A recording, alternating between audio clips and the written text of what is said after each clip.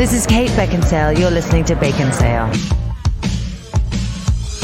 For 3,000 years, men and armies fought over this bacon cave, not knowing what evil lay beneath it. And for 3,000 years, we, the podcasters, the descendants of Pharaoh's sacred bodyguards, kept watch. Know this, the creature is the bringer of death.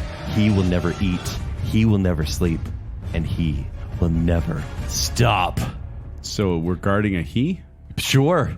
I didn't know That's that. important. I didn't sign on for that. Podcasting is not even 20 years old. It's 3,000 years old. We were the first ones. We did it back in vaudeville times. Oh, wow. Welcome to Baconsale. I'm Joel. I'm Kent. And I'm Zack. We'd like to thank you for listening to our last episode, our Scary Stories to Tell in the Dark sequel. So scary. Sequel. Because we did two of them, and Yeah. I saw a lot of good stories in there. Thank you for participating. Thank you for playing along. Steve Hansen said, I can't believe you're telling people not to shop at Deseret Industries. And I thought we were friends, Baconsale. Yeah. We are. Scott Sprague says, I used to think about the Wendigo story every time I'd go camping as a kid. It terrified me. If only I had known that it was then that I carried you, was really the one behind it all, I wouldn't have been scared at all. Kent's in so much trouble. So Yes. much. And then, very appropriately, Shane Hyatt just says, I don't recommend listening to this one while driving home from work alone at 3 a.m. Ooh, Good episode. Okay. That That's was the funny effective thing then. about it, because even though they're children's stories, in the right setting, And with the right background music as well. which you did. Good job Yeah. on it. And I will listen at some point. Oh, you were there, so you're fine. I did Zach. live it, Yeah. but I will go back and listen probably. Yeah. Thank you. Yes. But that's not what we're talking about today. What are we talking about today, Zach? Is that Something in your throat? Oh, sorry. take that toilet paper off your mouth? We're talking about mummies today. Mummies! Are you my mummy? Mummy. Mummy. Yes, we are doing our Monster of the Season episode this week. We do these almost every season. Except for maybe the first I think so. We've two, done maybe? zombies and witches and vampires and werewolves. Oh, my. Now, listen. Aliens. Listener emeritus Spencer told us years ago, I think it's every year he reminds us, hey, mummies are feeling pretty sad. What about mummies? Because we've done, like you said, everything else. But we always ignore mummies. Why? Because You're about to find out. True story. let's just ask the question here, guys, are mummies scary? Because to me, personally, mummies are the to me. are the less the formal zombie, shall we say? They're all upper dressed class up. zombies? Yeah, Yeah. but they're less interesting. They're not as they're slower moving usually. They're not as bitey. So you prefer a blue-collar, unwrapped mummy?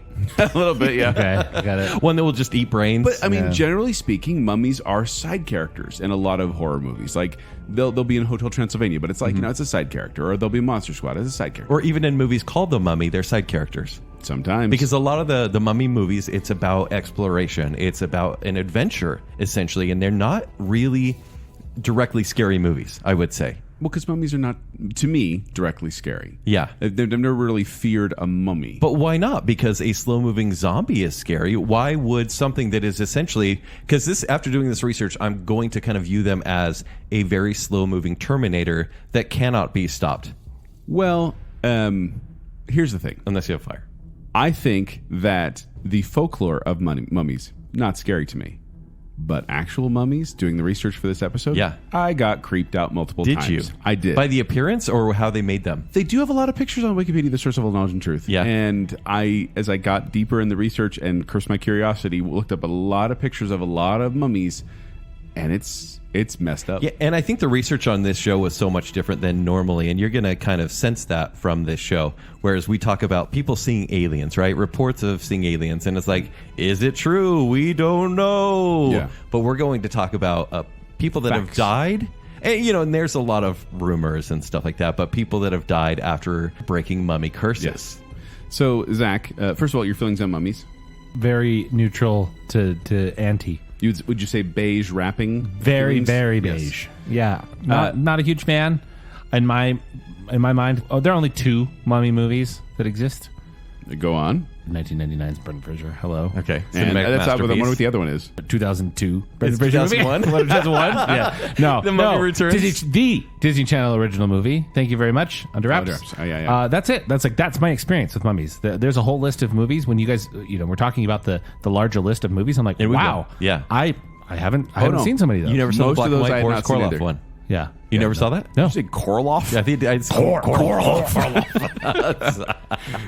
But for those of you who don't know, a mummy, this is the definition from Wikipedia, is a dead human or animal whose soft tissues and organs have been preserved by either intentional or accidental exposure to chemicals, extreme cold, very low humidity, or lack of air, so the recovered body does not decay further if kept in cool and dry conditions.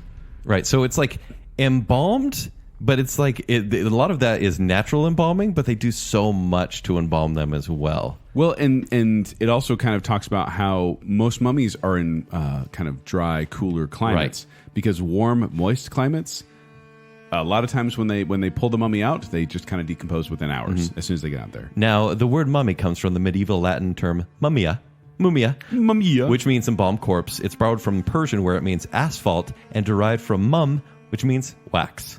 Well, and that's the thing, because of the mistranslation of the Arabic term for bitumen, which is pitch or asphalt, they thought that mummies possessed healing properties.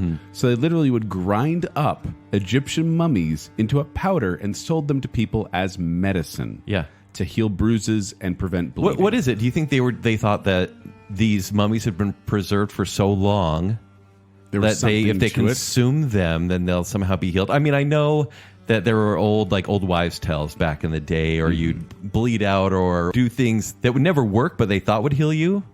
Do you think that's why they started I think consuming it's because, mummies? It's because of the mistranslation. They thought it was like this kind of a what's the word? Like an salve or an ointment? Like a mineral pitch. Okay.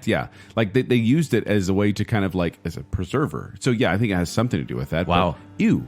Yeah, ew. Why would you eat mummy powder? But then people didn't just eat it; they also used it in painting. Yeah. They ground up mummies and used a pigment called mummy brown that they would put into paintings. It was just ridiculous. It wasn't just humans either. They'd grind up mummified cats and dogs as well. In fact, many mummified cats were sent from Egypt to England to be used for fertilizer. So you get a mummified cat, and they grind it up and put it in the ground. So use it for fertilizer, eat it, or paint with it. Yes. And in case you're wondering, over 1 million animal mummies have been found in Egypt, many of which are cats. There's a lot of mummified animals out there, not just humans. It's probably just practice, right?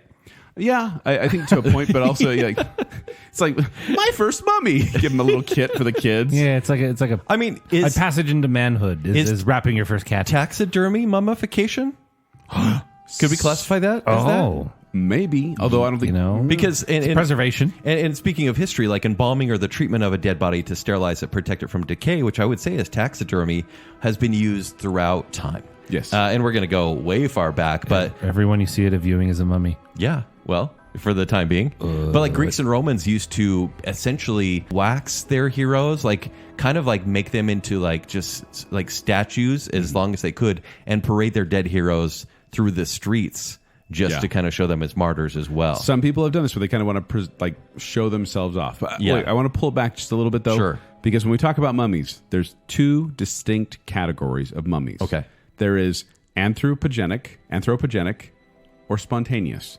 Essentially intentional or accidental zombies. So, for example, mummies, not zombies. Accidental would, and zombies is going to come up a lot in Right. the show.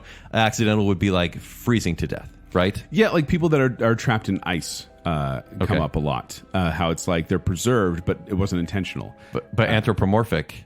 Well, not Anthropogenic? anthropogenic. Those are Sure. the ones who are deliberately created for a number of reasons, but like religious purposes is probably the main reason back in Egypt. Because it was part of their Egyptian rituals, because they started doing it back as early as the Second Dynasty, about 2800 BC. Okay. And they said that preserving the body after death was an important step to living well in the afterlife. And it became this status symbol where, like, if you were really important, you would be mummified. You would be well preserved to help you in the next life. Yeah, and it's just so interesting. Like, it was like a class system. Obviously, royalty was going to be mummified, and just like, and we're going to talk about the process of how they were.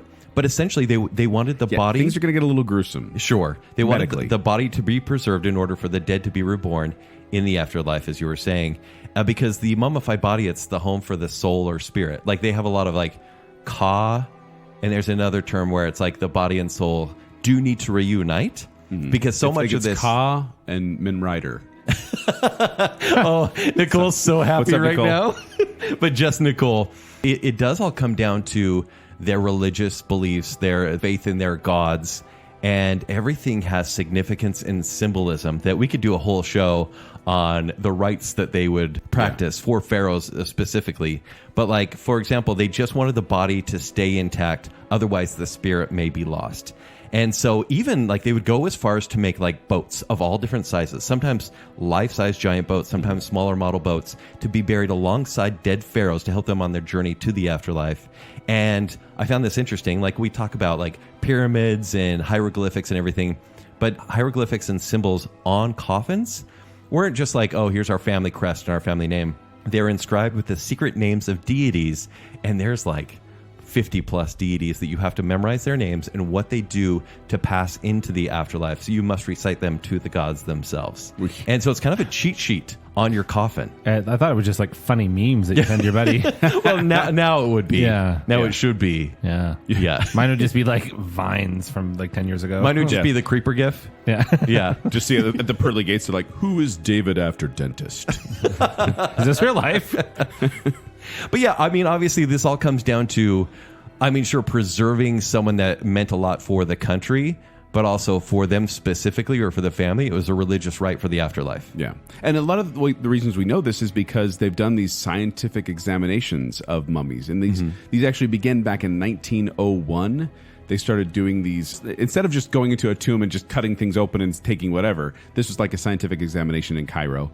And the first x-ray of the mummy came in 1903, when it was like the only x-ray machine in Cairo, and they used it to examine the body of Thutmose the fourth. And nowadays they do CT scanning, which is much more advanced, and they're able to digitally unwrap mummies without actually damaging the corpse, which is preferred when you do these kind of things. But early on, they literally were just cutting wrappings open and just seeing what was inside. Do you think it was around that same time, around the 1900s, when, like, I'm not going to say the legal practice of breaking into a tomb or researching that way, but like there was grave robbing happening for centuries, I'm sure. But do you think it was like became something that researchers and scientists would just start doing as a study of history? Like it became more above board at that time? I think that's around the time it kind of became a legitimate scientific examination rather than, hey, this is Hey, cool. let's go steal the jewels. Yeah, let's go poke the mummy with a stick. Grave robbing. Yay. Don't do that. Yay. By the way, fun Belongs fact. in a museum. Now, I got so many conflicting reports on what was actually the oldest one out there. But one of the ones reported the oldest known naturally mummified human corpse, according to Wikipedia, is a severed head.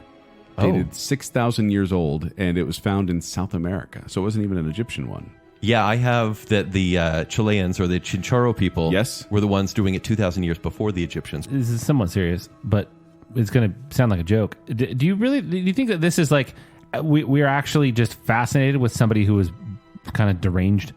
Like think about Buffalo Bill in Silence of the Lambs has the guy's head in the jar. Yeah. You know, let's say thousands of years later, somebody finds that head in a jar and they're like, wow, this is fascinating. These people did this. Yeah. Right? It's like They're so actually, distinguished. Did they do right? it? Well, that's it. So, like talking what is about this, Futurama? Like, the Egyptians, obviously, that was like a religious rite, and there's all these writings attached to it.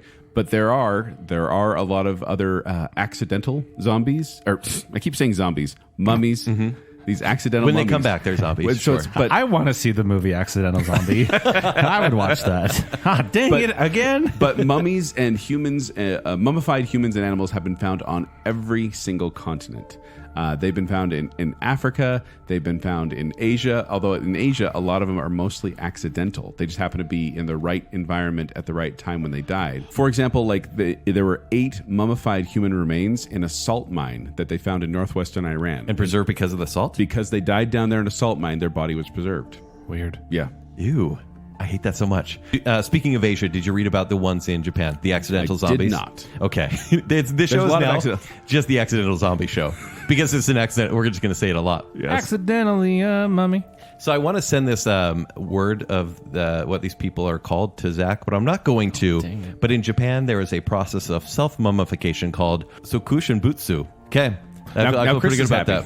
Yeah. Puss in boots. So it's a 3 to 10 year diet. This, like I said, this is self-mummification. These were monks where they would only eat pine needles, nuts, roots, and tree buds for 3 to 10 years. Essentially, it's like a 1,000-day diet. And when they just eat those things, they rid the body of fat and muscle, and that it also delays decomposition after death, basically planning to die as like a saint in some way. Oy. And then after you do the diet, right? Well, if I were eating that diet, I'd probably want to die too. Yeah, truly. After the diet, so before dying, for 100 days, you only drink salt water to shrink your organs. And then if the monk is dying, so, I mean, picture this. The monk is dying. His co-workers, is what I call them, they place him in a pine box at the bottom of a pit. And they give him a small bamboo shoot, like a straw, for air. No. And just wait for the person to die. No. Because they're signing up for this, right? Yeah, They've but prepared no. their bodies for this. And then after they die, they'll knock on the box. Hey, monk, you down there? Dude. Not Tony Shalhoub. Dude. Tony Shalhoub. He's like, Can we get a Tony Shalhoub impression? Does anyone have a Tony Shalhoub impression? No. I don't even know. I'm trying to do it, but all I can do is Antonio Scarpacci from Wings, also played by Tony Shalhoub. Oh, can I hear that? No. Yeah, I'm trying to think of a monk one, and all I can do is like, hey guys, they're telling me that the ship's breaking up or whatever. Thought I should know. It's like, just close off the air hole. It's fine. So anyways, they seal the box after they're dead, and then 1,000 days later, they open the box and check the body for decay. 1,000 days. 1,000 days. So yeah, I mean, like I said, it's as long as the diet goes, and if there's any decay, because they want them to basically be crystallized with the diet they had and the salt water and everything. If there's any decay, they perform an exorcism on the body and bury it again. My goodness. Thinking that if there's any sort of deterioration, that it must be evil. Well, why? I don't know. Speaking of monks, if I may jump over to Europe for a bit here. Come back, Joel. Come back. The friars of the Palermo's Capuchin Monastery in Palermo, Italy, the catacombs there host nearly 8,000 mummies. In Italy, there are that many I had no mummies. idea. There's Wow. tons.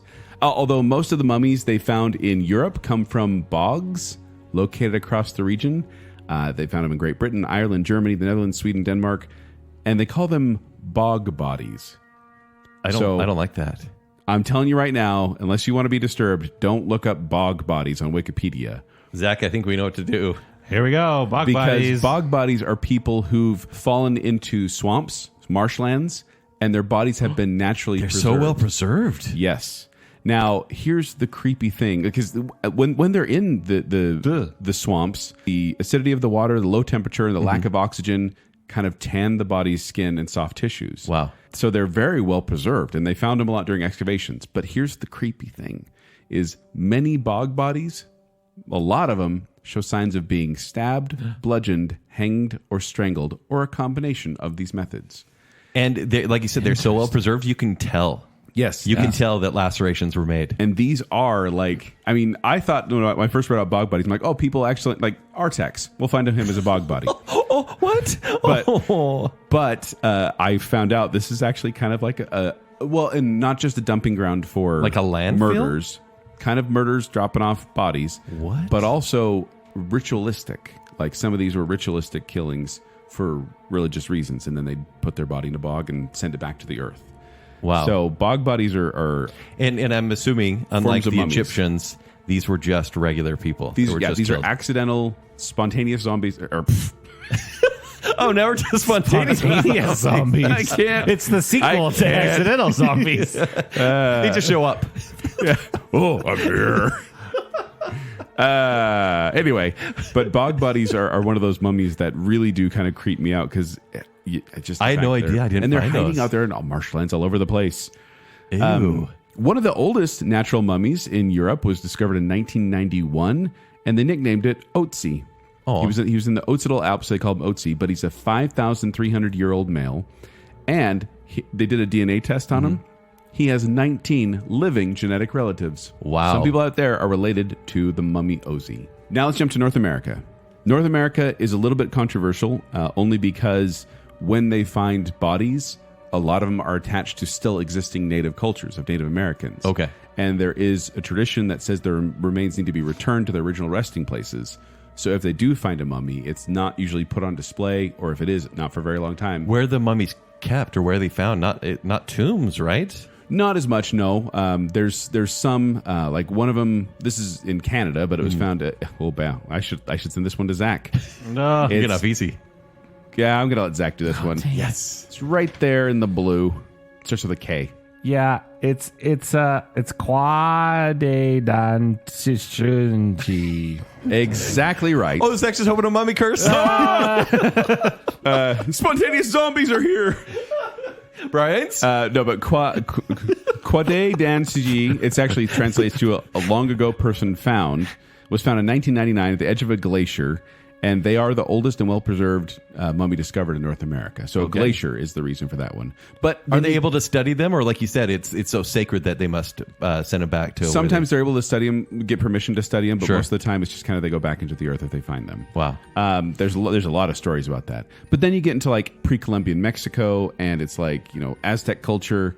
A lot of these where they were ritualistically killed and sacrificed, and then preserved and buried. Wow.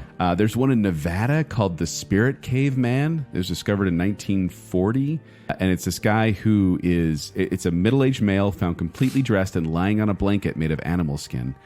And they're saying that tests of him say that he's nearly 9,000 years old. What? Which makes me go, well, then And why it's open air, like it's animals, like he's just laying there. It was, yeah. Well, it With was a blanket. Yes, and there are pictures. They were doing guano mining in this area, and they went down and found this guy. Oh, terrifying. You can see pictures of him as well, and he's wrapped up in this little thing. They found mummies in Australia, New Zealand. There was mummified heads that they would keep as trophies for war. So once again, going back to the Buffalo Bill thing of like, that's kind of weird. And in South America, they have some issues because a lot of times it's a warmer climate, so a lot of them didn't preserve. But like you mentioned, the Chinchorro mummies are the oldest intentionally prepared mummified bodies ever found, is what it says here. Yeah. And their process was pretty gross. They would actually remove the body, and this is after death, of skin, flesh, organs, and the brain. And they like burnt the bones with hot ash to remove any liquid. And then they put twigs to kind of support the body, to kind of build a frame. And then they put the skin back on. Like, it's super weird. And then they like wax over the whole body too. Yes. I don't get it. It really is one of those processes that, I mean, granted, this is thousands of years ago. It's hard to get in the mind of someone who lived thousands of years ago. But nowadays, just like you look at that, you're like, well, but why? Why? Just to scare us so much. Like, anytime we're looking through a cave and we see bones, like, it's a mummy. Yeah. Someone knew I'd be But scared. I mean, you kind of dovetailed into it nicely, Kent. Should we get into the somewhat grotesque process of mummification? I mean, is it grotesque or is it scientific? Depends. Okay. And we're going like Egyptian mummification here, right? Yes. We're not going with bog buddies here. Please no. But the thing about it is, I didn't know this. I found this out in my research for doing this for the show, is that a lot of times in the ceremonial rituals, they only describe the ceremonial part. They don't really describe the entire actual surgical process. So like a lot of the papyri out there don't fully explain how they did the mummification process. So people are left to kind of piece it together based on different things. This is a bit longer because I think this is our focus, is the Egyptian mummies, because it's what we know from pop culture, right? Yes, that's kind of what we're going to focus on here. And so when we're talking about the rich class, the pharaohs and the priests at that time, we're going to talk about those steps that you listed. Yes. And so to kind of run through these, first, the embalmers first had to remove the moist parts of the body which would rot. The brain was removed through the nostrils, and we've heard a lot about that. But back in the day, I found this out. Back in the day, they used to say that they removed it with a big iron hook. They'd stick up their nose and pull out pieces. But they've found since then. Do they liquefy it? They liquefy it. Oh, I don't. It's they found a. Oh my gosh, my eyes watering right now. They found a mummy with like a certain tool up there that showed that's like, they liquefy it and then they use gravity to let it drain out the nose. I hate that. Yeah, these these are two researchers, Bob Breyer and Ronald Wade, who tried to replicate it, and they found, that's much easier that way. I mean, it is than pulling little pieces out of little lobotomies. Yeah. Little lobotomies, it sounds like little Einsteins. Little lobotomy. Well, I find it interesting that the brain was not important, but all the other organs were important for the afterlife. So the second step was the internal organs were removed through a cut in the left side of the body. The lungs, liver, stomach, and intestines were mummified separately and placed in special containers named canopic jars. But keep in mind, they weren't doing this with like scalpels. This is like chunks of obsidian that were just sharpened, and then they just slice open their side. Ugh. I mean, that's kind of what scalpels are, right? I mean, it is. Lava rock. Much less sterilized, though. Number 3, the heart was left in the mummy in order to be weighed against the feather of truth and justice in the afterlife by the god Anubis. If the deceased had done bad things, then their heart would be heavy and would not be allowed into the afterlife Instead, Ammit, who was part crocodile, lion, and hippopotamus, would devour them. If you've seen Moon Knight, you get it. Only if the heart was weighed the same as the feather could the deceased person go into the afterlife. So they got rid of the brain. They made a little smoothie of the brain, but kept the heart there because they wanted it to be dried out and the same weight as a feather. And the fourth step is the body was covered in a kind of salt called natron, for 40 days to natron, yeah, to dissolve body fats and absorb the moisture. Then linen was used to pad out the cavities, and the body was treated with herbs, oils, and resins. So at this point, they're just preparing the body. They're treating it very sacredly. And then this is when they start ornamenting the body. So they would put makeup, jewelry, and a wig, placing on the body. And then any missing or damaged parts would be replaced, like a leg or an arm would be replaced with wooden parts, so the person's body would be complete in the afterlife. And then protective amulets, like necklaces, were placed on the body, so kind of in between the wraps. Yep. They would throw in like a special amulet. Like, you know when you play that game, like, you know, parties, holiday parties, yeah, and you have all the candy and everything. The candy bar game? Yeah, well, the big ball of saran wrap that you kind of pull out in Real Quest. I imagine that's with mummies. If you just kind of took the wrapping, did that, all these amulets. That's how you get cursed. Don't do that, because you've seen the movies. No, but I got doubles. It's my turn. And you're using 2 forks. Yes, you can't really use your arms. Oven mitts on. What are we doing with these mummies? I don't know. This is the weirdest party I've ever been to. So yeah, they put jewelry there, and those were meant to be a protection and kind of a gateway and sometimes payment to get into the afterlife. Then the embalmers would wrap the body in linen bandages, as we know, based on like the stereotypical mummy. Yeah. I want to say stereotypical zombie because to give it nothing. But this took 15 days while spells and rituals were performed to ensure safe passage to the afterlife. The body was fitted with a mask and placed in a coffin or series of coffins. And they would open the mouth. It's actually called the opening of the mouth ceremony. And the priest would touch the face of the coffin with special instruments to restore speech, sight, and hearing for the afterlife. And the final step was the coffin was then placed in a tomb and surrounded by possessions and small model workers called shabtis who would work for the dead in the afterlife. So there was still like servants for them in the afterlife. Yeah. And that is like the legit Luxor experience that we're getting. That was described by some to be the, quote, most expensive process. Oh, wait, I'm kind of like when I get new tires or brakes, I'm like, can I get like the middle ones? Yeah. Well, then you're going to want, Kent, what they call the avoiding expense method. Or the discount. This is like the coupon method. Okay. So your way was very intricate and, you know, probably will preserve the body very well. Yeah. But the avoiding expense version, they use an oil derived from cedar trees, and they inject you with it through the abdomen in a syringe. Okay. That will both, has a dual purpose of, once again, I'm sorry, liquefying the internal organs, but also disinfecting the abdominal cavity. Wait, so I don't get my pancreas in a jar? They just liquefy everything? They stick a needle in you, and they do I liquefy care? everything Hold on. inside. I'm dead, right? Yeah, you're dead at this point. I'm really glad I'm done with my drink because I wouldn't want it anymore. We apologize for anyone who's eating while listening to this. This is the way cheaper version. But then the body was placed in natron or natron. I don't know how to say it. It's a salt from lake beds. Mm-hmm. But for 70 days, after that time, the body was removed and the oil is drained from the body. Then, let's say, Kent. You're really looking to save a buck. I like that this is for me because I'm like middle ground, even though I'm kind of cheap as well. Okay, go on. This is what they call. So we have the most expensive, avoiding expense. Who of us is going to pay the least? This is inexpensive method. It would totally be me. You know it would be totally me. you. Okay, you know it would be me. Keep going with the middle one. Oh, I'd be accidentally bougie. Middle, accidentally bougie zombie.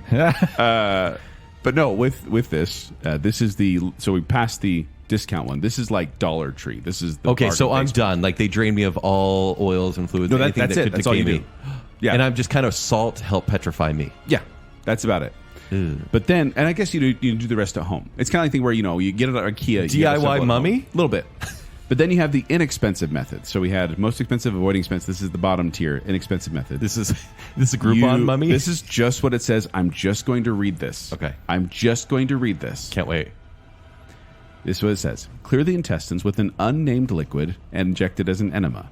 The body is then placed in natron for 70 days and returned to the family. They don't even drain it at that point. They fill you full of an unnamed liquid, it says here. And so is it formaldehyde? No, this is back in the... Is your body just filled with formaldehyde and you just kind of drain out? They didn't have formaldehyde back in the day. This is like that. They said they got the oil from the cedar trees from the middle one. Joel's dead. Turn him over. So You choose which level you want here, guys. We finished your Joel jerky. Here you go. Hey, you guys got the giant Tupperware? But here's the fun thing, fellas. We wrapped him in foil and put him on a paper plate. Fun. Have you ever heard of modern mummification? No. So in 1975... I don't think I want to, Joel. In 1975, an organization by the name of Summum introduced modern mummification, where they use modern techniques along with aspects of ancient methods of mummification. Okay. So if you want to get mummified at Summum, here's what they'll do. This is what it says on their website. The body of the deceased is transported to a local funeral home where it is prepared for traditional viewing and funeral services. And then after that, the mummification rites begin. The rites of transference begin and are officiated as the body is bathed and cleansed. An incision is made to remove the organs. The organs are thoroughly cleansed and placed back in the body. The incision is left open so that organs receive further treatment. The body is then immersed in a baptismal font filled with special preservation solution and made up of liquids, some of which are chemicals used in genetic engineering. The body remains submerged for a period of time long enough to achieve maximum penetration as the rites of transference continue. The body is removed from the immersion baptismal tank, cleansed again, then covered with the lotion. Several layers of cotton gauze are wrapped around the body. A polyurethane membrane is applied over the gauze, forming a permanent seal. Then follows a layer of fiberglass and resin.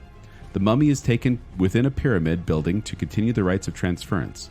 The body is encased in a metal sarcophagus.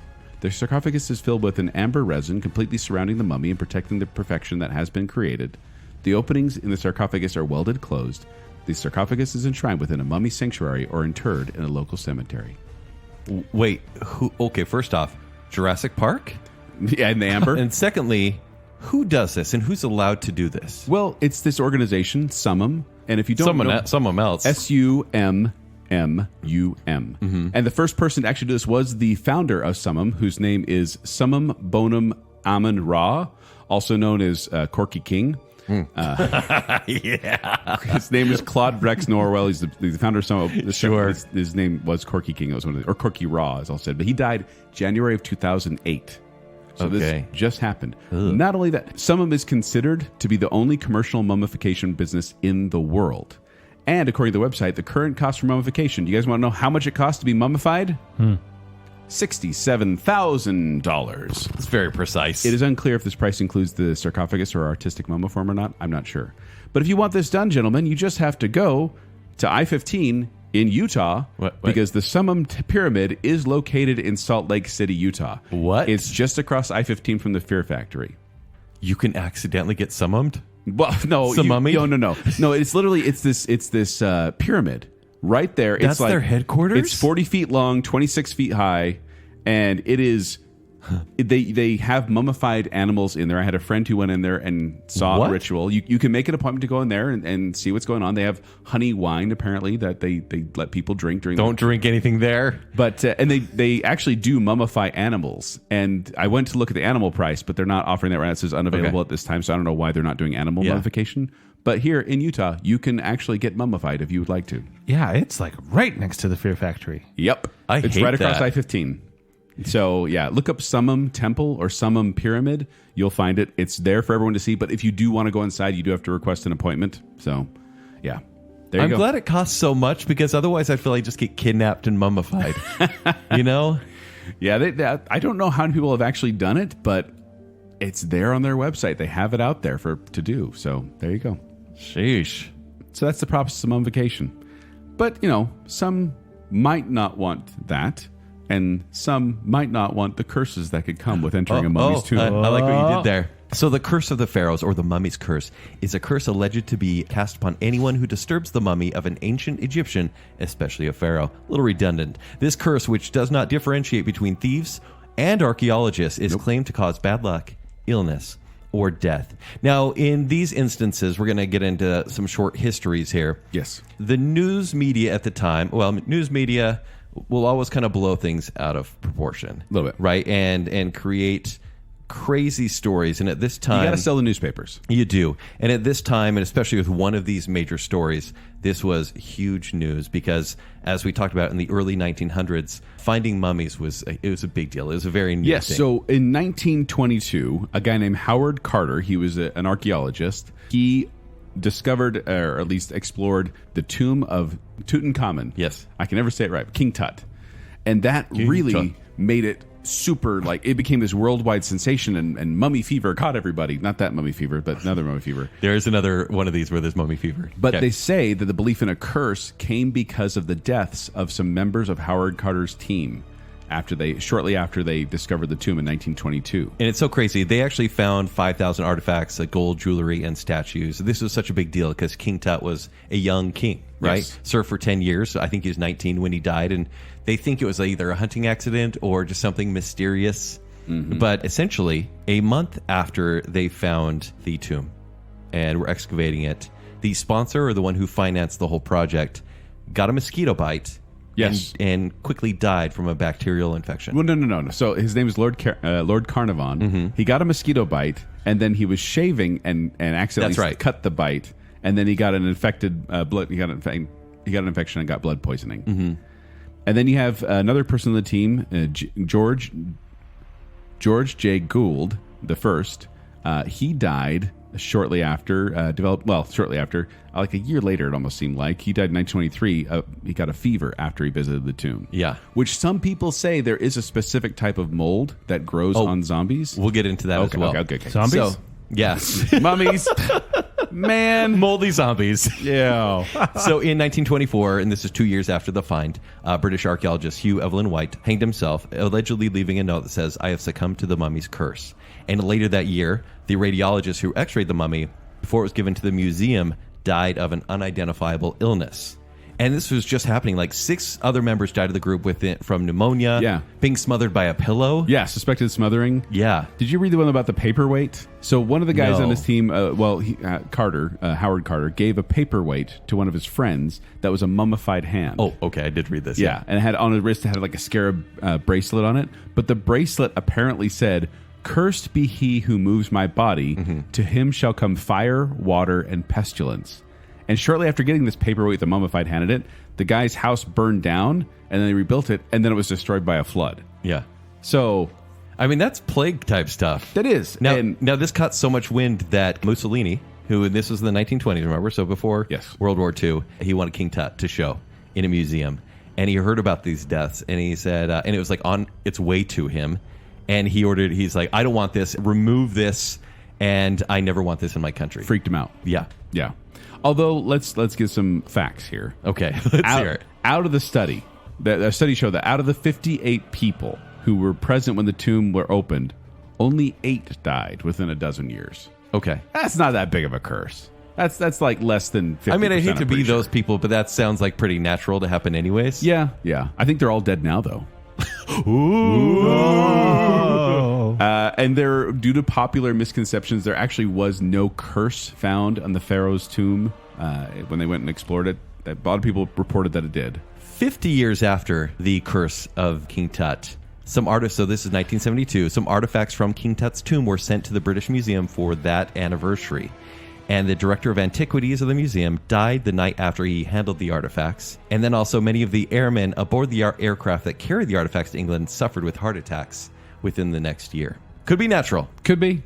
But it makes you raise an eyebrow. Now, here's something that and that could be very natural causes. But one thing, and there's just some bad luck, but actually like real things that happened.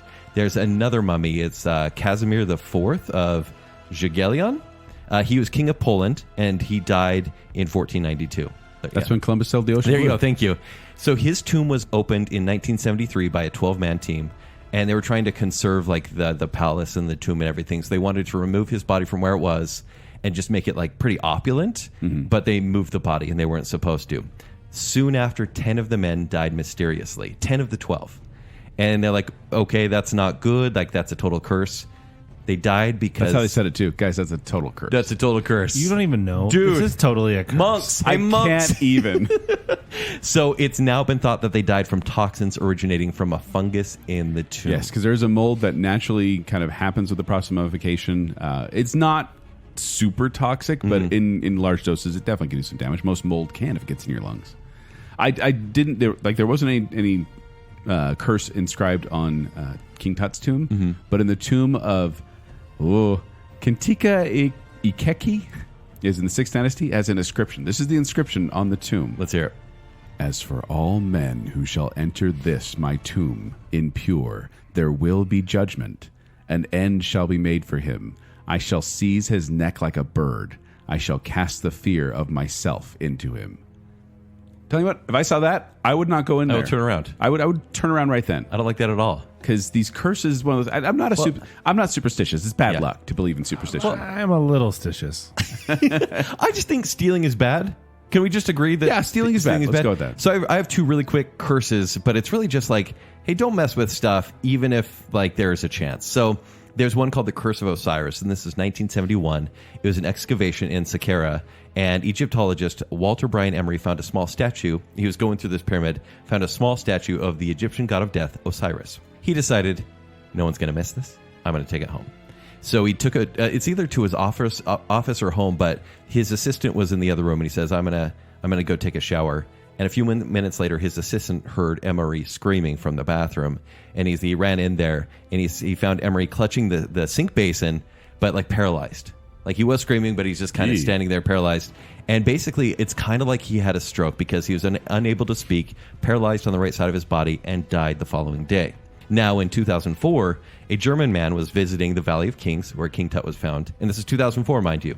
Stole a relic, brought it home to Germany, displayed it in his home. When at home, he fell into a fever, which turned into paralysis, similar to Emery, and then death quickly after. And so his stepson was like, I don't know what happened to my stepdad, but that's new, and I don't like it. So he sent it back to Egypt, hoping that his stepfather's soul could rest in peace. Yeah. And like I said, it could just be bad luck. It could, but then you have stories like in 1699, this guy named Louis Pinchier.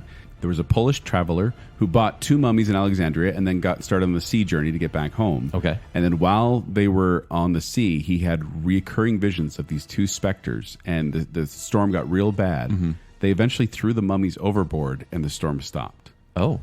And then there's this guy, his name is Zahi Hawass. He's a modern Egyptian archeologist. Okay.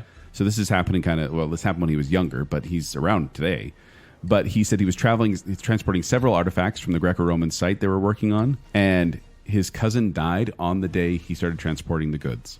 His uncle died on its first anniversary, and on the 3rd anniversary, his aunt died. Hey, don't mess with that. It's just one of those things, and The scary stories were last week, Joel.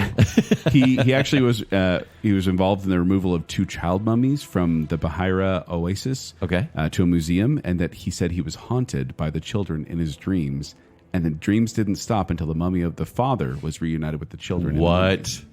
So these curses, these happenings, there's something weird happening. Yeah. Okay, so we talked about the gruesome stuff. I kind of want to talk about the fun stuff. The more pop culture stuff is what we consider fun.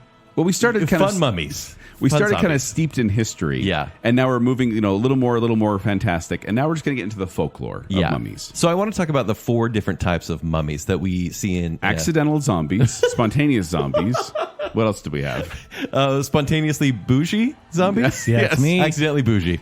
But there's the ramblers, and these are the ones that are slow, they're stiff, they choke everyone to death, and that's a trope that's in almost every old mummy movie. That's what the mummy does. He chokes people. They're generally a henchman.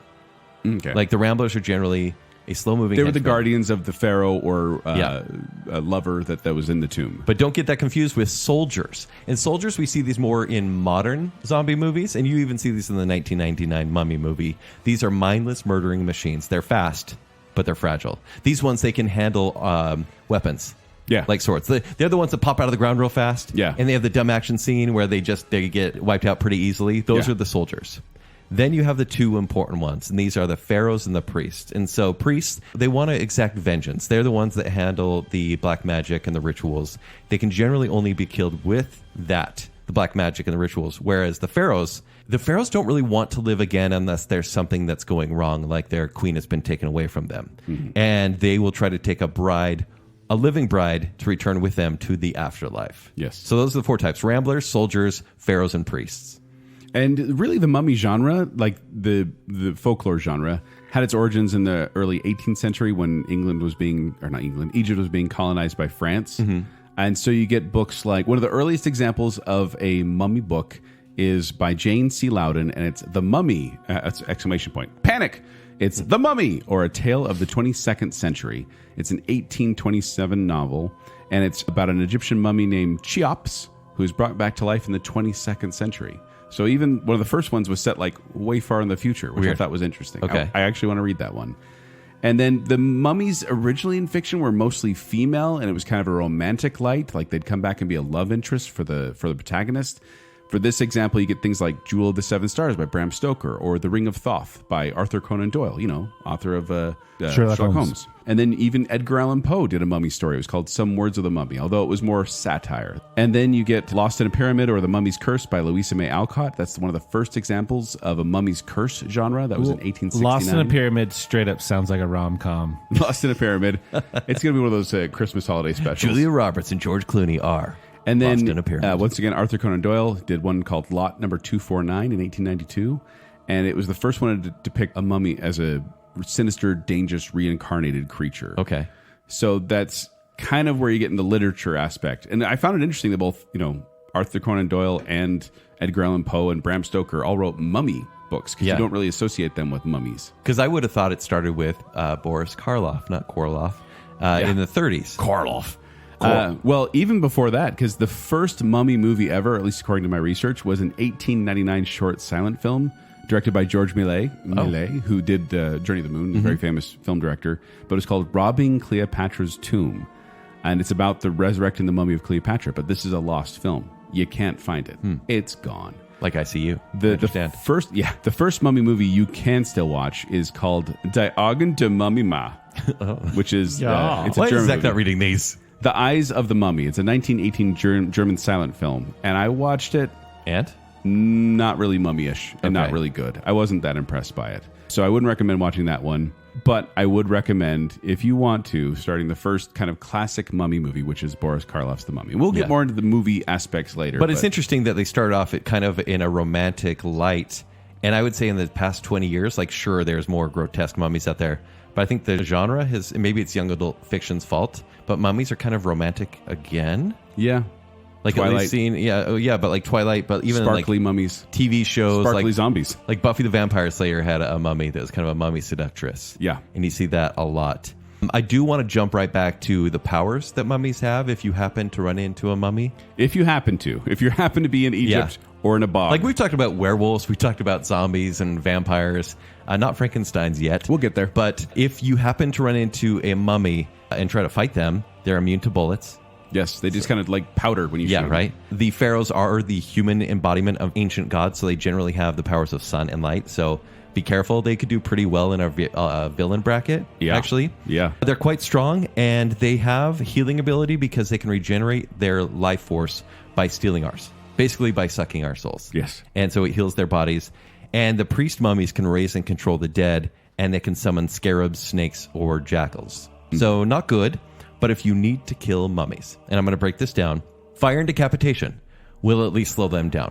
Fire will kill a lot. Decapitation will slow them down. They're dry and they have like loose wrappings. So fire's my first go-to. But if you cut off their legs and arms, these will eventually move back to the torso. So you're out of the woods for a little bit, maybe 20 minutes. So run.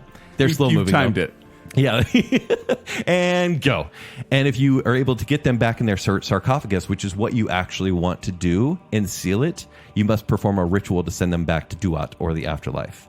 Generally, like the pharaohs have a reason to be back. They don't want to be back. They don't even want to like come after people for the curse. It would have to be a reason, like I said, to like find a lady friend to take back to the afterlife. But like they don't want to come back. They're not like, you disturb my slumber, like I'm going to strangle you. But just don't mess with them. It's don't just mess best with to mummies. not mess with zombies. Don't mess with pharaohs. That's good advice. Good advice. Ken. Thanks. But if You're you welcome. do want to raise them, all you need is a couple Tana leaves. Apparently. That's it. Yeah. Because that's a fictional leaf they made up in one of the series, and it's like that's how you brought them to life. But Or the Book of the Dead. We haven't talked about the Book of the Dead, which There's is the Book in of the pretty Dead as much well. all these movies. Yeah. You read from it, they're going to rise. Yeah. Don't do that either. Like bread. A little bit. Well, gentlemen, I am scared and grossed out and confused on whether we're talking about mummies or zombies. Essentially, they are the Zombies. same thing, just different clothing. You know what I'm never confused about? Talking movies on Baconsale. So there's lots of mummy movies, right? And they're all great. Let's go through them. And they're all the same movie. Oh my gosh. So just jumping into that a little bit right now. I'd maybe seen 3 or 4 of the mummy movies. We had like 19 on the list, I think. Yeah. And we The watched important ones you saw. Yeah. And Well, we'll get into that when we talk about the specific movies. Sure. But I was really disappointed with mummy movies. Okay, we've talked about like the low ratio quality of some of these genres, right? Ghosts by far have the best For some reason, movies. vampires need better movies, right? Ghosts have amazing movies. Witches Werewolves have terrible don't movies. have very many. No. But zoomies movies. That's just what they are now. Let's call them zummies. Zoomies, they just like get up and run around. It do. might They get be the the worst genre of horror there is. Well, that's why I think they're always these side characters, because the main story, like you said, Ken, it's the same story over and over and over again. Right. And you're like, well, isn't that the same with zombie movies? I'm like, no, you can put them in a different situation. But the mummy movies all seem to be the same. They're in a tomb. They disturb a mummy, disturb the tomb, and then a mummy comes and starts killing them one by one. I want to know, after we talk about these movies, how they can be scary. How there can be a good mummy movie again. Well, some of these will get approved, It's true. but let's just jump into it. We'll go chronologically through this list, starting with 1932's The Mummy. A resurrected Egyptian mummy searches Cairo for the girl he believes to be his long-lost princess. The classic. This is Boris Karloff, which it's funny, Boris Karloff is the face of the mummy because he's barely in the wrappings at all in this Right. movie. Yeah. Like literally right at the beginning, and then he becomes like a regular looking guy, but Right. a little creepy. So this is Boris Karloff, came out in 1932, but this really is, like I said, it's kind of boring. Oh, it is boring. Of the classic Universal Monster movies, this is like the lesser one, but it is still a Universal must. Well, and it's also kind of a recycled plot from Dracula, honestly, where it's like Different this- setting, obviously, so Different that's setting. what makes it cool. I just don't think it holds up as well as like Dracula or The No. Invisible Man or Werewolf or Or Black Wolfman. Lagoon. Yeah. But at the same time, it's a classic, and I have a hard time not giving an approval We have to a approve classic. it. Yeah. But if you watch this one, just know you don't even get to see him walk around in the mummy wrappings. By then, he's a little more formed in regular clothing. So, yeah, I'll approve The Mummy. So you know how we complain about sequels all the time? Nowadays? And we're like, oh, that movie has so many sequels, it's so watered down. Wow. Yeah, Yes. Here we go. Next up, 1940's The Mummy's Hand. Archaeologists defile the tomb of mummified Kharis, who was buried alive for falling in love with an Egyptian princess. But here's the funny thing: is so Boris Karloff is like the face of the Mummy. Yeah. But Lon Chaney Jr., who played the Wolfman, Right. He played the Mummy more times. He played the Mummy 4 times in this series of 4 movies, Right. that are essentially the same movie, Totally. over and over again. This one is so boring. This one, okay, so It's like two rich Americans go and travel, which is kind of the story of all of them. And one of them's named Babe. yeah, Babe. well, they have like this kind of Abbott and Costello team, Yeah. but it's actually before Abbott and Costello were ever did a movie. This is in 1940, but I didn't mind this one as much. In fact, I really? might like this one more than the 1932 Mummy. Okay. But the problem is this uses footage from It does. the 1932 movie to pad the runtime, Oh. which is a little weird. Not approved. I'm going to put an approval on this one just because I did Which means it's not approved. No, you get more mummy out of this. Like, you know what I mean? Like the Boris Karloff. Now with more mummy for your dollar. Mo mummy, mo problems. No, the Boris Karloff, you didn't get the mummy shambling around in Sure. the wrappings. This one you do, and it's actually better because of it. Oh, I hated the characters. I will disagree with you on that, Okay. but I will also say that's kind of a boring movie because it's 67. Okay, these are short movies. They are. But they're the longest short movies you're ever going to watch. How about 1942's The Mummy's Tomb? The ancient mummy, Kharis, is transported to his homeland with the high priest Mehmet to wreak vengeance on the family who has defiled the sacred tomb of his beloved princess Ananka. And this is once again Lon Chaney as Kharis, which Kharis is the mummy of this time. This one was confusing for me. Totally. Because they, I do like that it has a dark priest that is trying to resurrect the mummy, which comes up in pretty much every movie after this. Yeah. And he is an evil force. Yeah, but this happens, this movie, this sequel, because, okay, so The Mummy's Hand is not a sequel to The Mummy. Oh, it's not? No, I did consider okay. It's a different mummy. It's its own thing. It's kind of a reboot, honestly. Okay, sure. But this Mummy's Tomb is a direct sequel to The Mummy's Hand. It's happened 2 years. It was made 2 years later, but for some reason they threw it like 30 years in the future. Yeah. And Babe is like old now. Right. It's also funny because if they said it 30 years in the future, it'd be in the 70s, but it still looks like it's in the 40s. I love the end of this one because a mob with torches is chasing the mummy carrying the femme fatale. He goes into this old estate and they're throwing torches to burn the place down trying to save the girl, but they're burning the house down that she's in. This movie is pretty lousy. And this is one also where they spend like a quarter of the runtime showing full-length scenes from the previous movies. And it has So the same lazy. it's the same exact plot. This is Not approved. definitely not Double approved. not approved. This one was bad. This one was really, really dragged.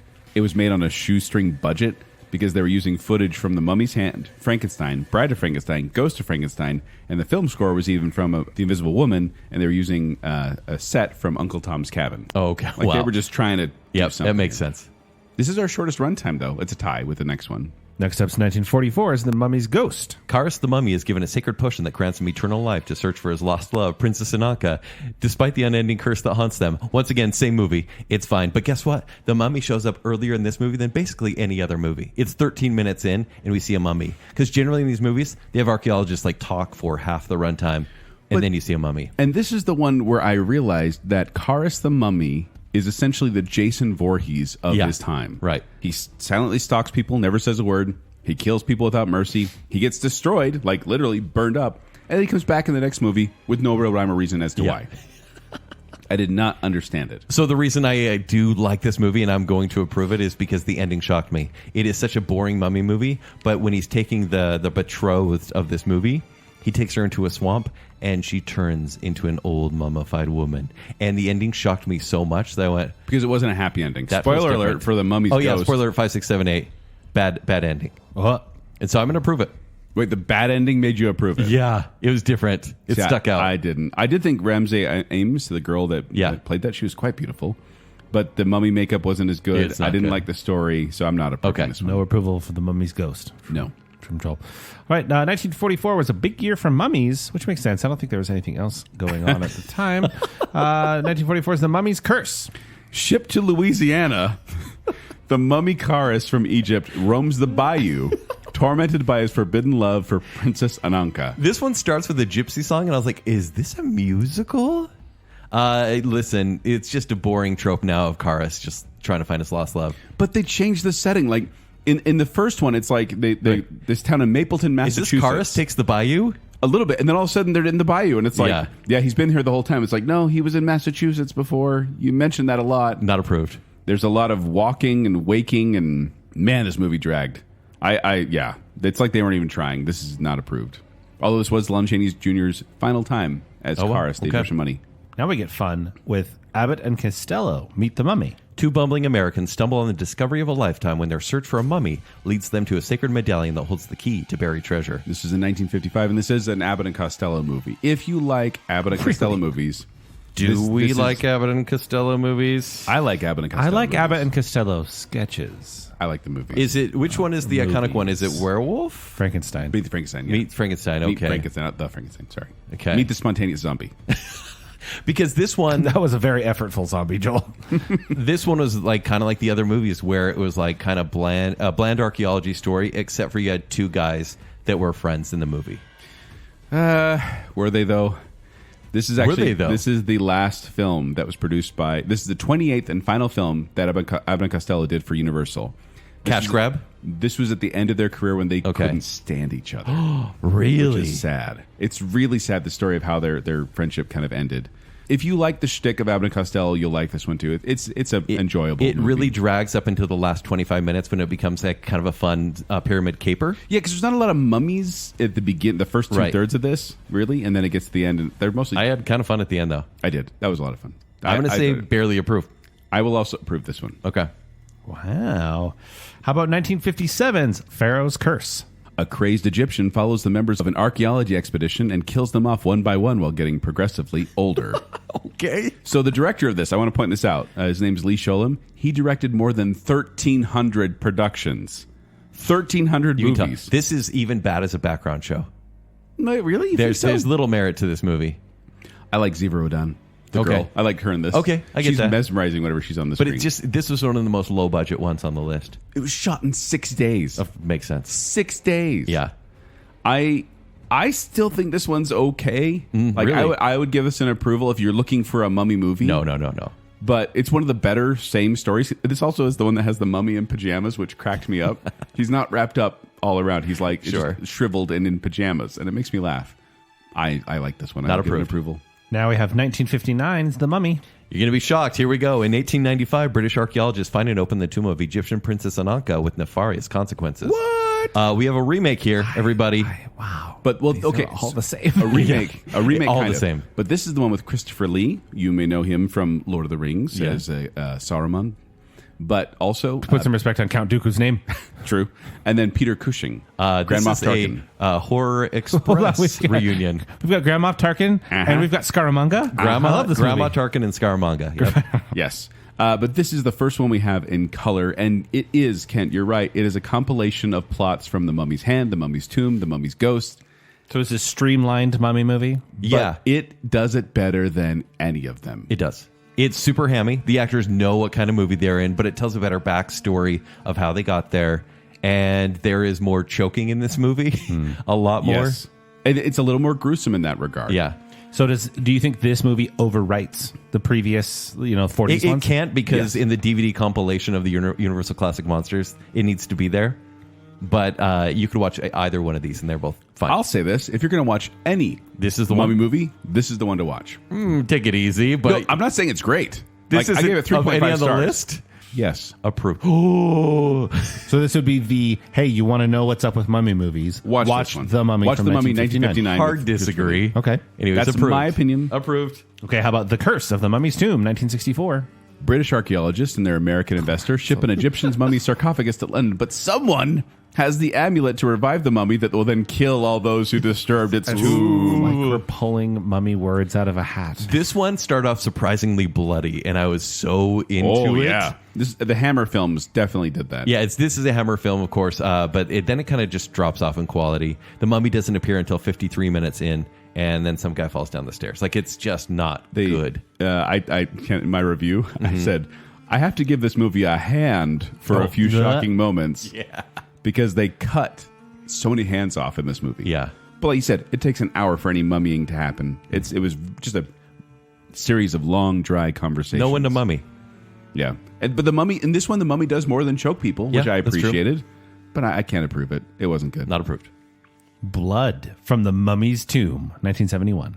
An archaeological expedition, sorry, Zach, brings back to London the coffin of an Egyptian queen known for her magical powers. This is a drinking game at this point. I'd be dead every time you said the word archaeologist. Or queen or Kharis. Her spirit returns in the form of a young girl, and strange things start to happen. Now, this was directed by Seth Holt, who died during the filming of this movie. And they had to bring on the guy who did Curse of the Mummy's Tomb.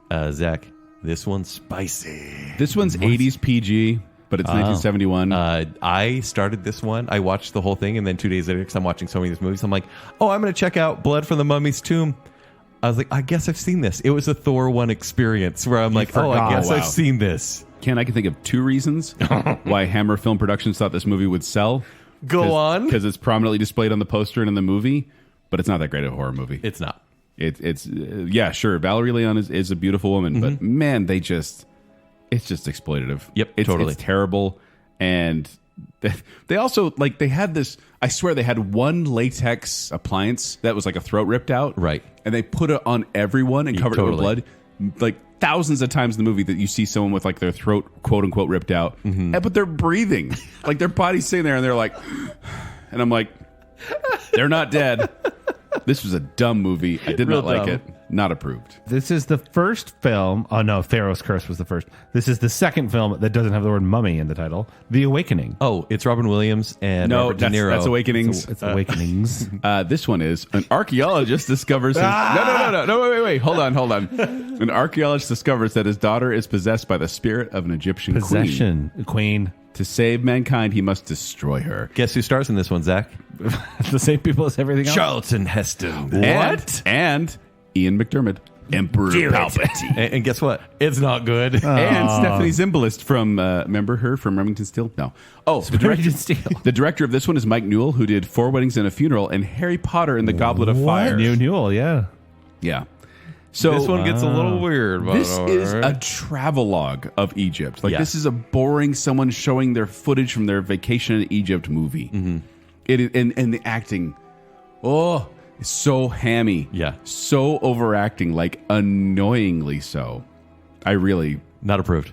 This one was so boring and so awful. And I wanted to love it because I'm like, oh, Charlton Heston Well, camp. this one, Here we go. okay, so like the last one, Blood from the Mummies 2 is rated PG, which probably should have been more than that. Right. This one is rated R, but not really. Right. It's rated R because of one scene where there's An accident at the crypt or the tomb. no, it's within the delivery room with a baby, and it's disturbing enough where I'm like, that's why it got its R rating. Okay. Because other than that, it's pretty fine. It is. But don't watch it. It's stupid, really bad.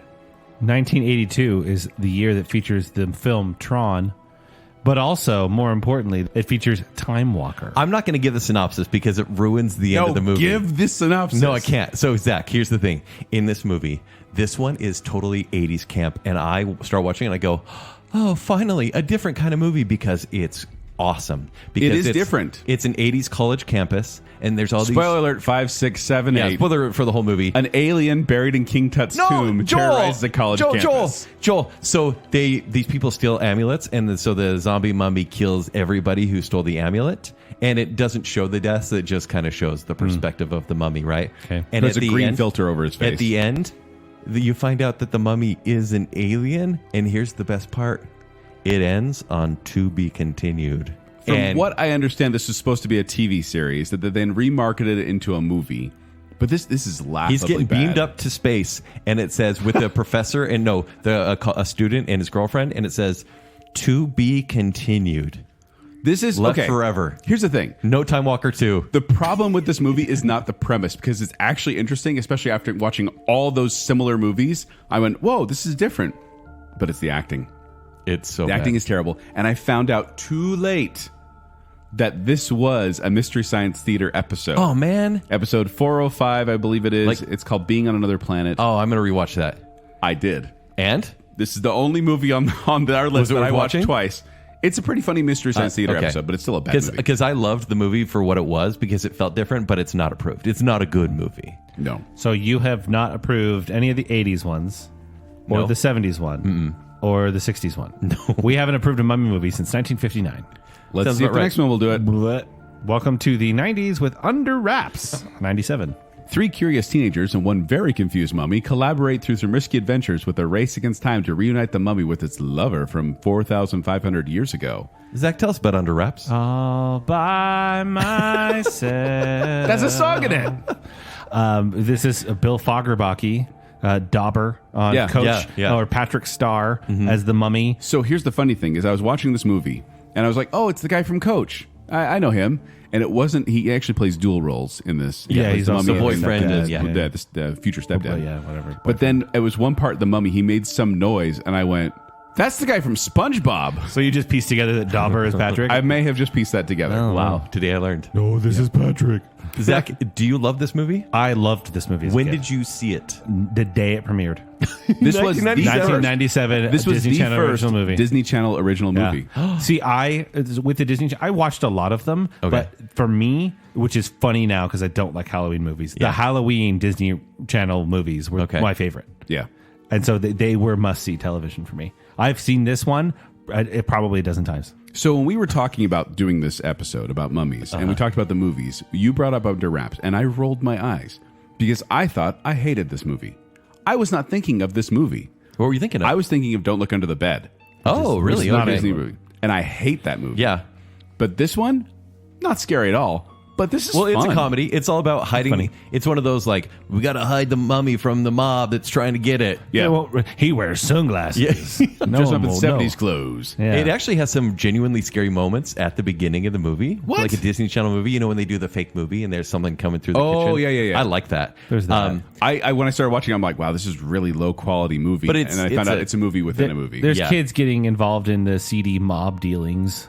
Like it's Yeah. total 90s movie. Yeah. I watched this a week ago for the first time. Yeah. So it's not for me, but I really appreciate it for what it is. So I'm Sure. giving it approval. Yeah, imagine if you saw it when you were 7. Totally. It's fun. Yeah. This introduces the concept of mummies in a safe and silly environment. I approve this one to be Clean sweep, Zach? Oh, I approve it, obviously. This may be the second best mummy movie on this list. I've only seen 3 movies on this list. Who do you think you are? Second best. Zach, I don't please know. read us the name of the next movie. 1999's The Mummy, starring Brendan Fraser and In this Rachel Weisz. cinematic masterpiece, Cinematic It is masterpiece. at an archaeological dig in the ancient city of Hamunaptra, an American serving in the French Foreign Legion accidentally awakens a mummy who begins to wreak havoc as he searches for the reincarnation of his long-lost love. Peak Rachel Weisz, peak Brendan Fraser. Peak Brendan Fraser, excuse me. George of the Jungle just called. No, this is Encino Man wants to have a talk Have with you you. seen his hair in the mummy? I have some school ties to take up with you. This is absolutely peak Brendan Fraser. No question. This- but it is John because had- I mean, it it's is peak because everybody. of George of the Jungle that Brendan Fraser got this job. See, as George, They offered the he's role so to Tom dumb. Cruise. And they What? They offered the role to Tom Cruise, Brad Pitt, Matt Damon, Ben Affleck, but they weren't interested or couldn't fit in their schedules. And then they were impressed with George of the Jungle's box office and said, "Hey, Brendan Fraser, Or his natural charisma. you could He be in is this movie." So good in this movie. This is the best mummy movie out there. Really? Hands down. Disagree. How? When I first saw this, How could Under Wraps Let be me guess. better? Hold on. Can I fill in the blank? Please. You thought it was supposed to be a horror movie, Yep. and you got so disappointed that it's an awesome, fun adventure comedy. Joel, have any of these movies been horror movies? No, I would say the they're trying. 1959 one tries. they're horror movies, but this was one where I went into it, like when I first went into it. By the way, I found this out. This is a weird fun fact that has nothing to do with anything. Okay. The first this mummy movie, 1999's mummy movie, came out just before I left for my religious mission. Okay. The next mummy movie came out shortly before I came home. My Perfect- mission is framed by Perfect mummy bookends movies. with the Scorpion King wrapping it up. No. Oh, But no, I was highly disappointed the first time I saw it. Watching it years later and knowing what it is, I've softened a bit. I would have thought this being a PG-13 adventure movie would have been right up your alley at that time. I don't like the goofy George of the Jungle energy Brendan Fraser brings to this role.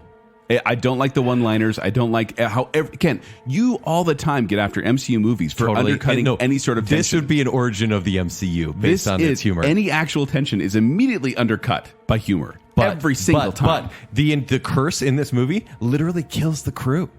Like the crew of these like handsome actors all die in horrible ways. Yeah. I thought it was gruesome. But think and about this awesome. movie starring Tom Cruise. It would be overly serious. We'll get there. And the cheesiness is kind of what makes this work. Yeah, I think so. That's too. why it's fun. Yeah, because he's a swashbuckler. This is low tier Indiana Jones for him.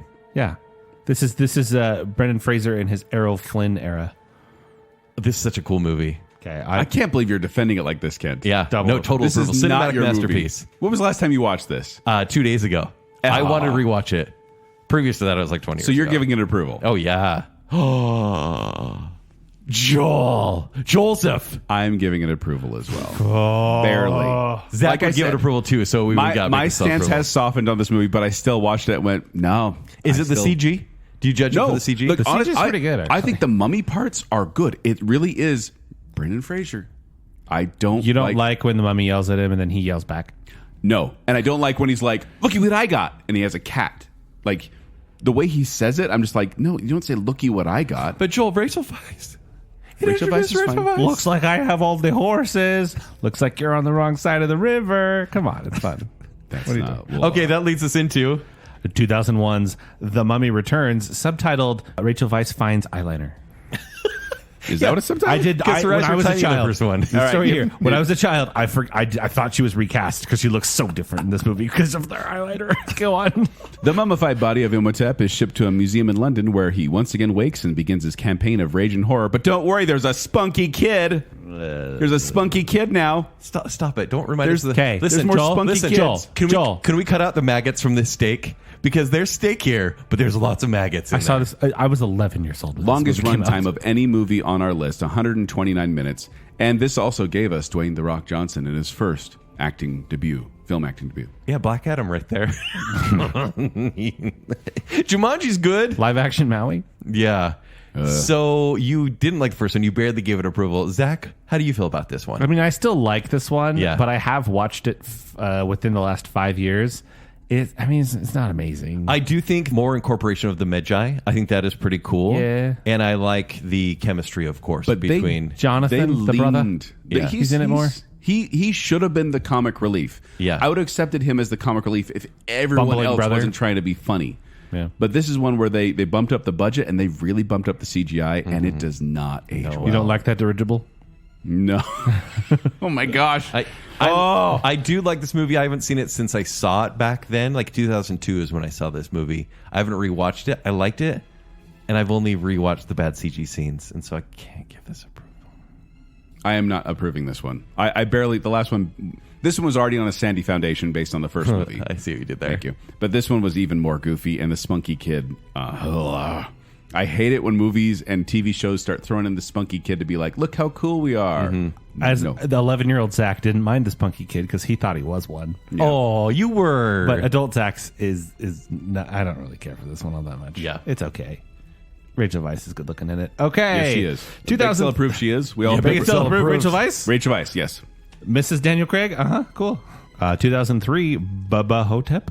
When residents of their nursing home start dying of dubious causes, an aged Elvis and an African-American senior who claims to be President John F. Kennedy discover that the perpetrator is an Egyptian mummy with murderous intentions. Now- what a weird, zany movie. This was the early 2000s when they kind of just make whatever kind of cult movies and know they'd be cult classics. Well, this one was originally written as like, it was a novella, but it was written for like this Elvis convention type Right, thing. yeah. And this is probably the most rated R movie on the list here of all the mummy movies. But just the concept of Elvis and John F. Kennedy in an old age home are fighting a reanimated mummy is so bizarre. Now, Zach, I don't know if you've seen this, but it's Bruce Campbell 20 years ago. Yes. So not as old as he is now.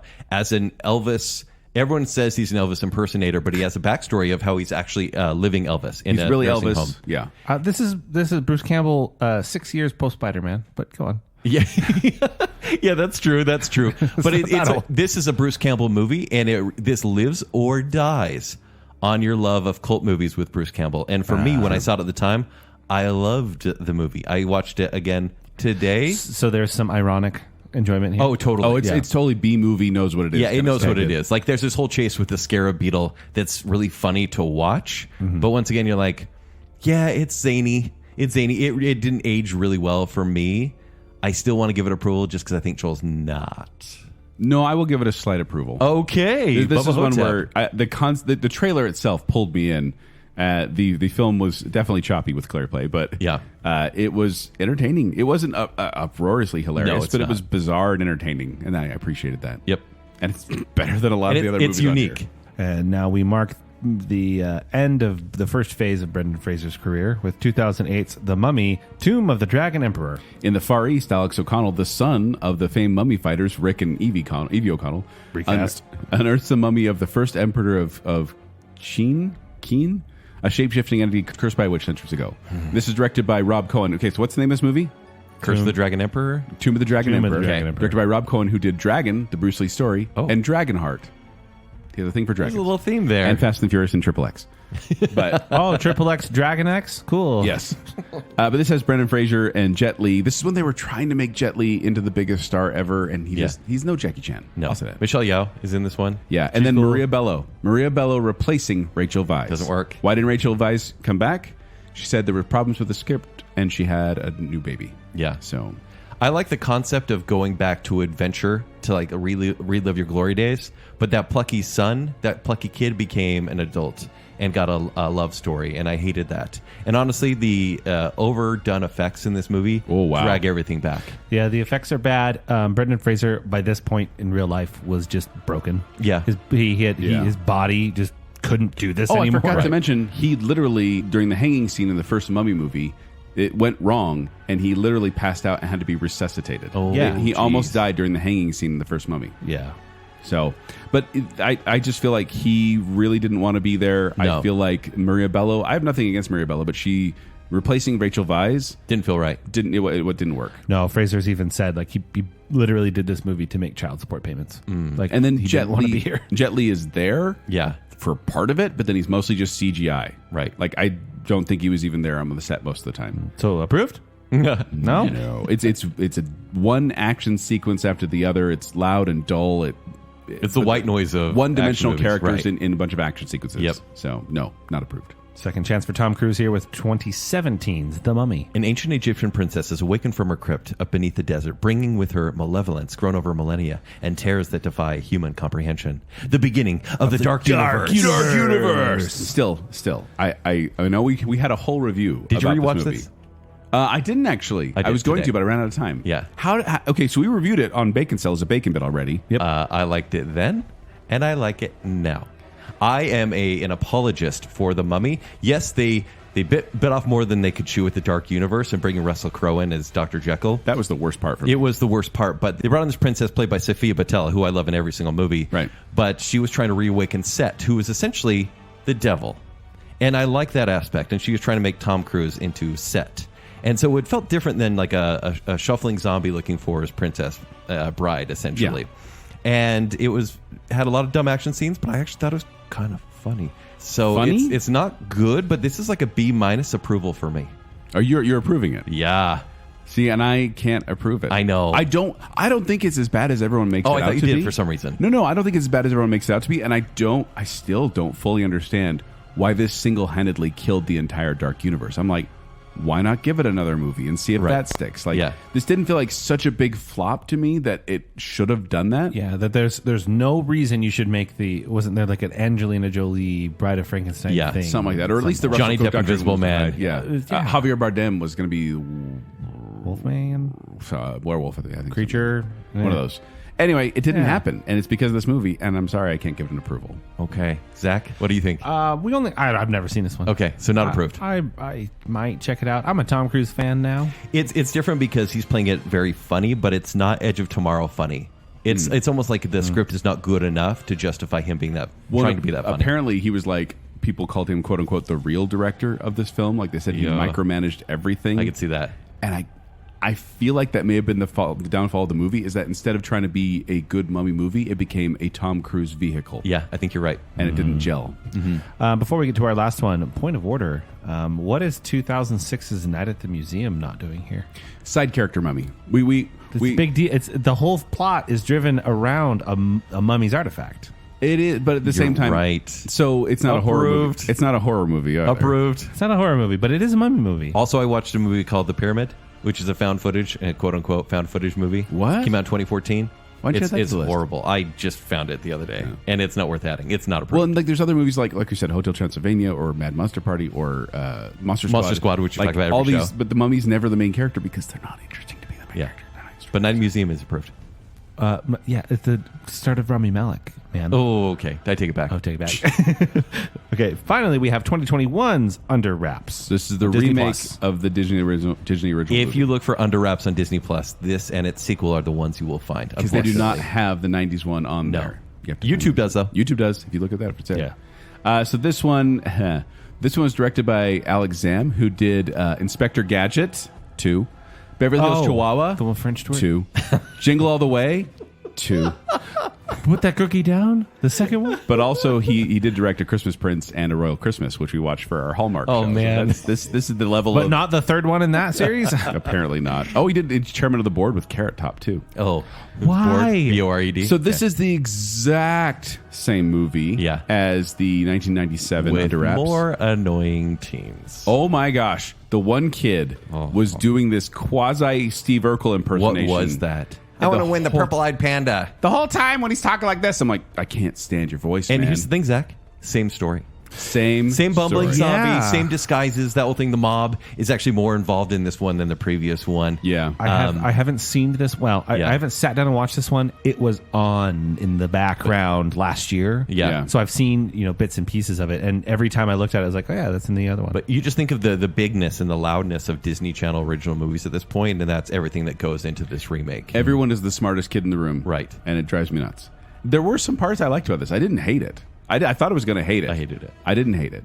But if I'm going to choose a Disney mummy movie to watch with my kids, you want the more grounded one. I'm going to watch 1997's Under Wraps. the second best mummy movie of all time. I said probably. I think maybe the mummy's. Based on from Hand? what I've heard from you, that Under Wraps might be your third. Yeah. It might be. And I think it might be your third too, Ken. It might be. Which is weird to think about. Okay. But you put Under Wraps over Brendan Fraser's The Mummy. Ridiculous. Possibly. No, okay. I did that obviously just to get under your skin. Okay, and it but it's worked. also Working. But I really don't like the goofy undercutting of every single ounce of tension that is starting to build. Sure. And whereas Under Wraps is just silly the whole time, so it's forgivable. How many movies did we go over, and how many did we approve? With a total of 19 movies. 20 if we include Night at Museum. Which, well, 2. If we do, Two. then that throws everything off. With Yeah. the 19 discussed, you gave approval to 6. That's pretty good. Or- That's more than I thought You we gave would. approval to 7 when we talked to 20 movies, if Yeah. we include Night at the Museum, whose plot is entirely centered around a tablet from and let's be honest, half of those approvals were medium approvals. yeah, that Yeah, was there's no wholehearted approval here, I don't think. Yeah. that was The Mummy. Wait, The Mummy. The Mummy. Wait, was Kharis in that one in his Lost Love? Kharis. Were there archaeologists? Yeah. Okay. For sure. Yeah. You approved The Mummy, The Mummy, The Mummy, Under Wraps, They didn't get creative with their name. Bubba Ho-tep, and Abbott and Costello meet The Mummy. Okay, wonderful. Wait, no. Which mummies did we approve when you say the mummy, the mummy, 1932, 1959, and 1999. the mummy? Okay. Yeah, okay. It was But not 2017. I was like, there's no way you would, yeah. Ugh. There's no way we did all those in a row, but then, okay, it makes sense now. Hold on. There are 4 movies on this list just called The Mummy. Uh-huh. Oh, Yeah, originality. That shows how original that's these are. his genre. Back from the dead. Oh, boy. So there we go. All right, guys. To wrap things up, we want to hear from you, the listener. Are you a fan of mummy movies? Are you appalled with our take on how dry these movies are? Or do you think that or do you agree with us? Are you joining us in this tomb of blandness? Let us know on Facebook. Let us know on Instagram. Let us know on Twitter. Your general feelings about mummies, whether they be about the movies or about the history we talked about too. And how's your stomach? Now, before we go, we'd like to thank some patrons. So from the I Am the Listener category, we have Taylor Sanderson, Sir and Madam Hicks, Scott Sprague, Ryan and Marley, Rocky and Steph, Lady Terry A. Finley, Juice the Cooler King Swallow, Jennifer Kilkowski, Dave Kelly, Casey Cummings, Briggs is off to preach the good word, Angela Plotz, Andrew vs. Evil Dead, and Adam and Rachel Crump. And from the Bacon Council, we have the one, the only Chris Anderson, Steven, everyone's favorite Ross, Star Wars expert Kyler, our favorite couple, the Madsons, Nicole DeKale, the other Brit, Johnny English, Her Royal Highness, Jessica Terry, Glo Clyn Daniel, Debbie Foster, and Beaker. Thank you, patrons. You are the bog to our bodies. But if you want to find me, you can find me at 76 Joel on Twitter, or you can find me performing with Quickwits. They perform at the Midvale Performing Arts Center. For more details, go to qwcomedy.com or go to the Quickwits Facebook page. You can find me on Twitter and Instagram at Kenny3DD. You can read my movie reviews at ShowtimeShowdown.com. If you'd like to connect with me, you can do so on Twitter and Instagram at Tumbling Mustard. But more importantly, make sure you're following Baconsale. Please like that Facebook page and follow us at Baconsale on Twitter and Instagram. After you've done that, go to tpublic.com/baconsale where you can get yourself some merch. And then if you like what's going on here and you want to support us further, visit patreon.com/baconsale where you can get all sorts of fun behind the scenes. Hey, I put up a video that I've been trying to make for 3 months. It's great. Patreon.com/baconsale. So until next time, are you my mummy?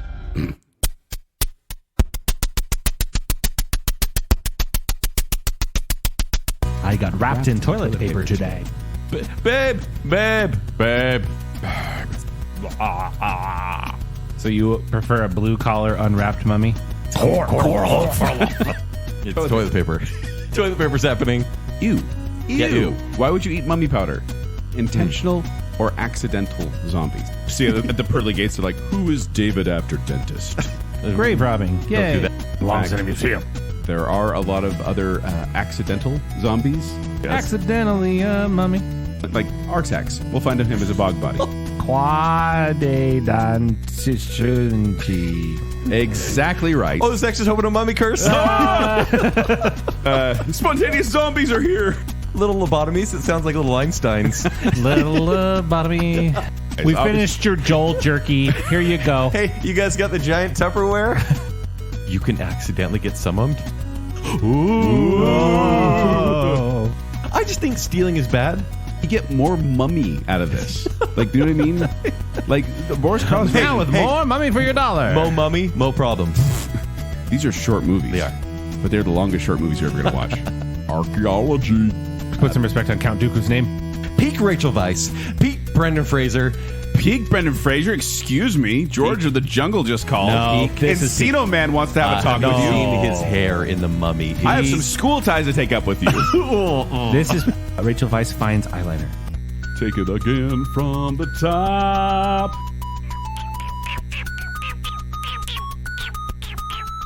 Is that helping? That's the sound effect from Time Walker. These are accidental, spontaneous zombies. Oh, now we're just spontaneous. Spontaneous zombies. I can't. It's the sequel to can't. Accidental Zombies. They just show up. Oh, I'm here.